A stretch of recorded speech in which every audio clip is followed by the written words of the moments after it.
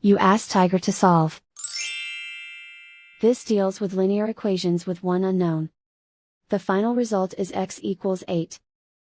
Let's solve it step by step. Simplify the expression. Multiply the fractions.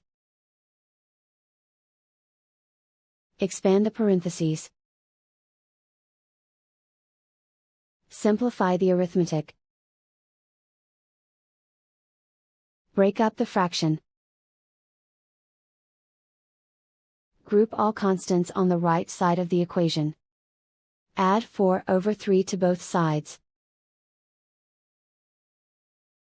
Combine the fractions. Combine the numerators. Reduce the zero numerator. Simplify the arithmetic. Convert the integer into a fraction. Combine the fractions. Combine the numerators. Isolate the x. Multiply both sides by inverse fraction 3/2. Group like terms. Multiply the coefficients. Simplify the fraction.